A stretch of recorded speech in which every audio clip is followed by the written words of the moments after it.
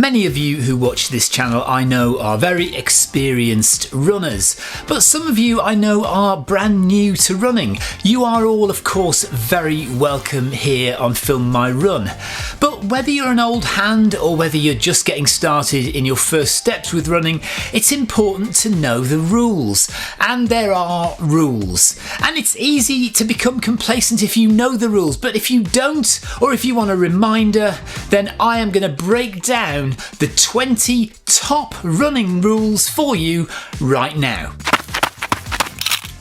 Now, of course, there are plenty more than just 20 running rules, and if I miss any important ones out, then please do feel free to add them in the comments below.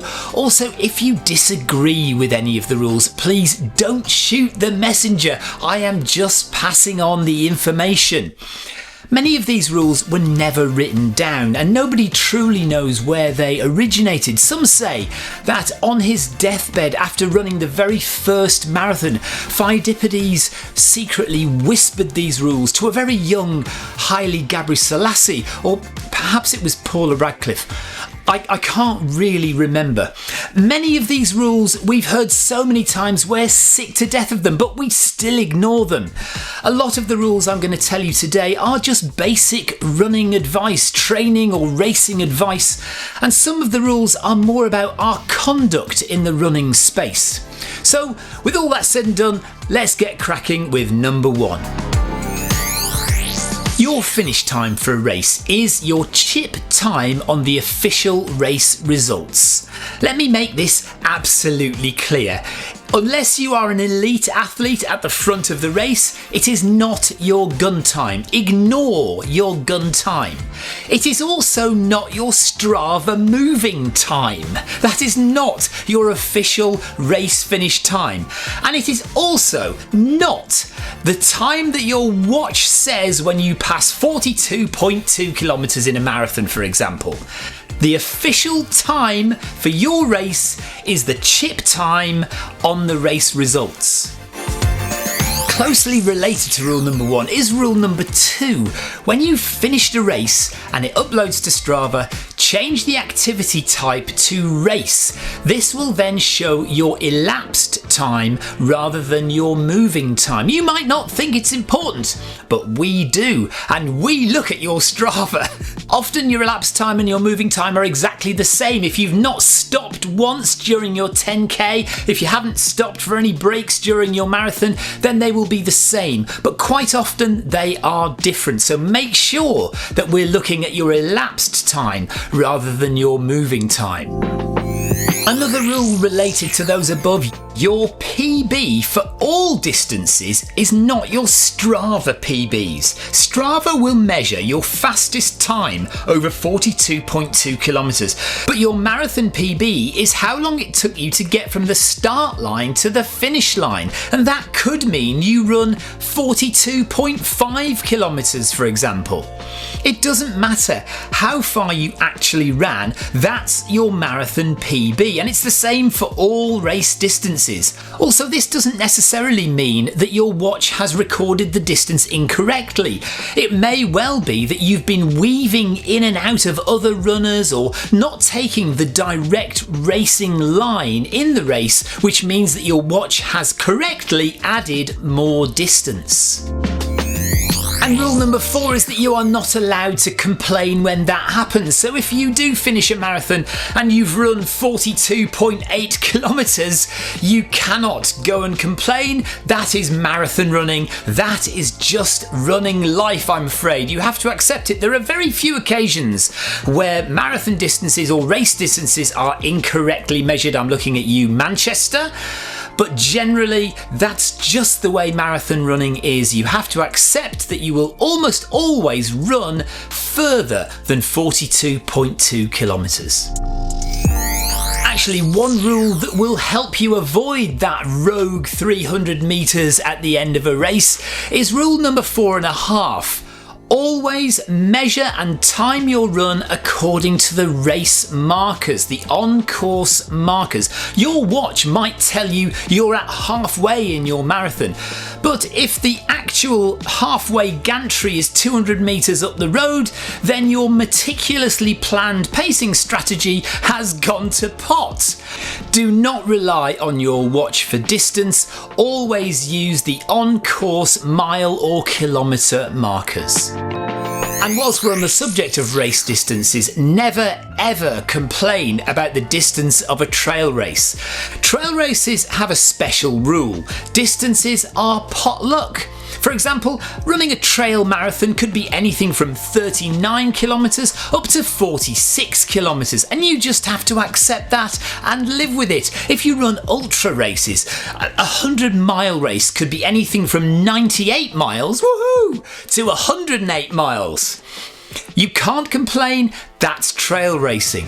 And whatever you do, don't go up to the race director at the end of the race and show them your watch. They do not care. Now, if you want to be absolutely sure how far you've run and exactly how long it's taken you, then Rule 6 should help. Never, under any circumstances, pause your watch. Not in training and certainly not in a race. Don't pause it for traffic lights. Don't pause it when you climb over a stile. Do not pause your watch when you see a friend come towards you and you stop for a chat. Don't pause your watch at a checkpoint or an aid station. Don't pause your watch when you stop to tie your shoelaces. And if you stop for over an hour to have lunch and start running again afterwards, that's 2 separate runs. Do not, under any circumstances, pause your watch. Strava strips out your stop time anyway, regardless of whether you pause or not. So it's completely and utterly pointless. Now, if you've recently run a race, congratulations, well done, nothing but respect to you, well done for finishing. But rule number 7 states, you are only permitted to wear your medal on the day of the race. So, feel free to wear it with pride in the race village afterwards.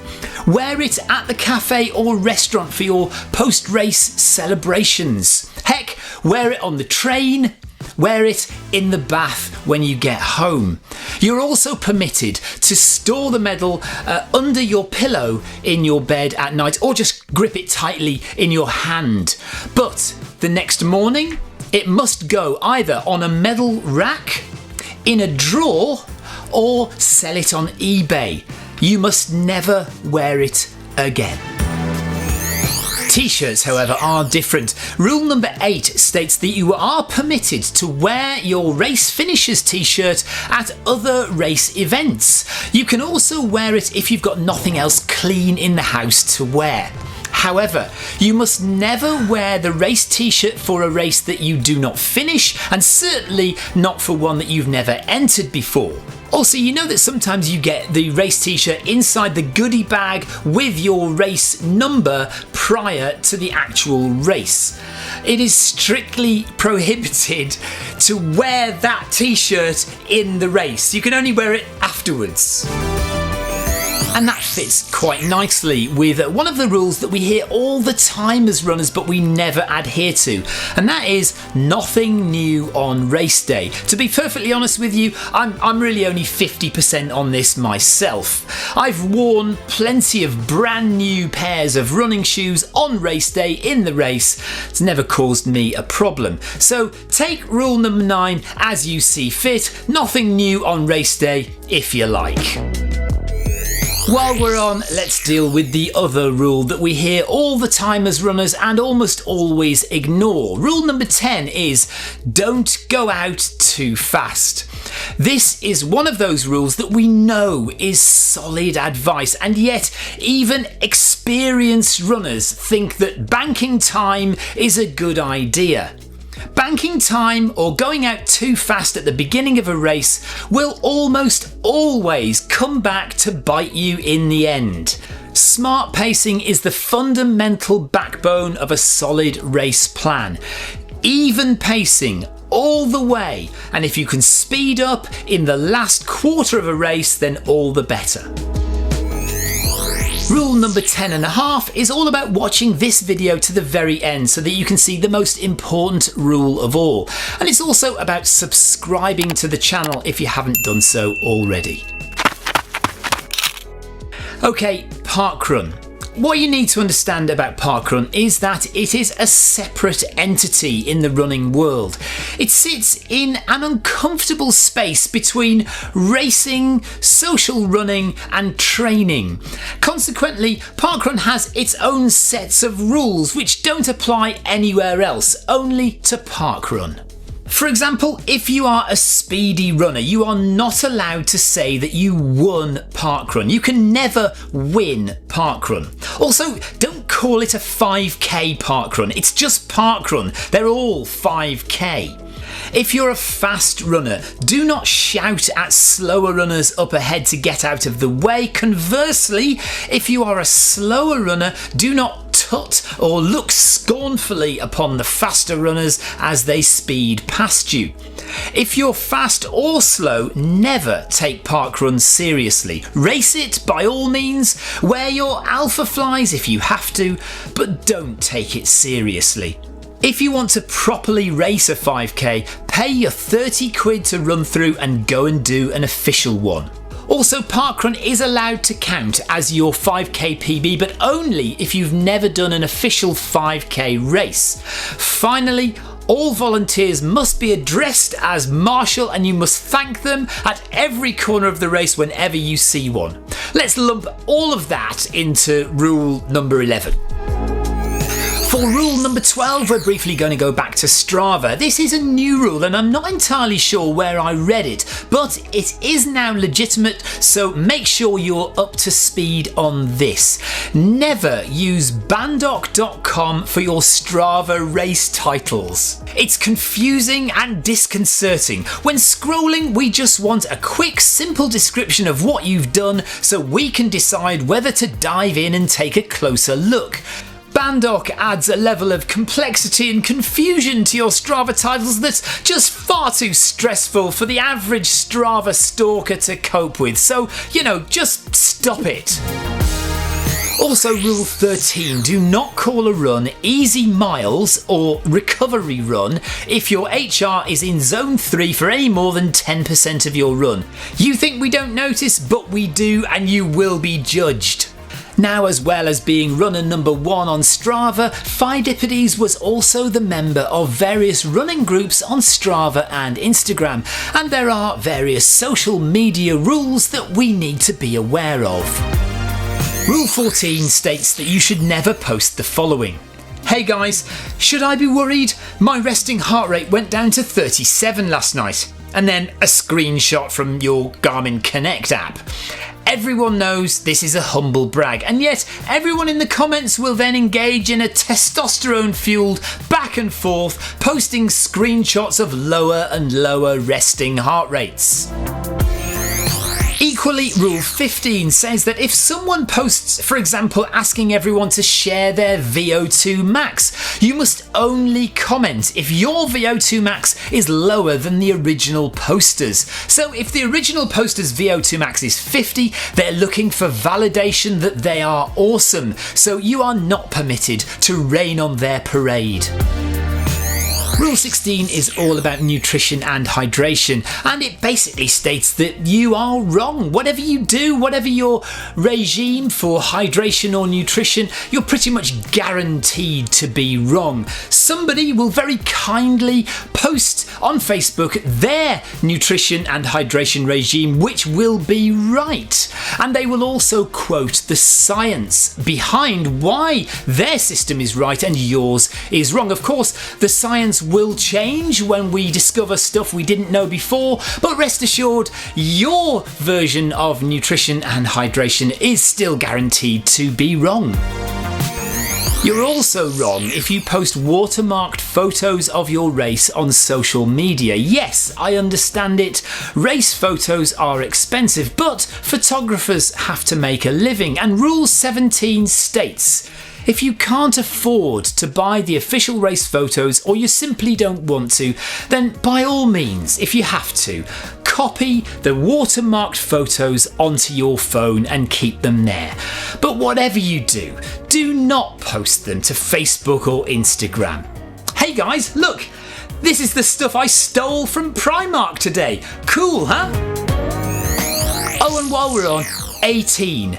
Don't run a race under somebody else's name. What, we've all done it? No, we haven't all done it. It's called Bib Muling, and it's not even one of those unwritten rules. It's literally written in the race rules of pretty much every event in the world. Look, it messes up the race results if nothing else. If I'm a 50-year-old runner and I give my bib to a 25-year-old runner and then he goes and wins the 50 age category, that does a load of runners out of a placing in their age cat. Please don't do it, it's just not cool. Okay, back to training runs, and rule number 19 is dead easy, dead simple. When you're out for a training run on the trails or on the roads, it's not all about you.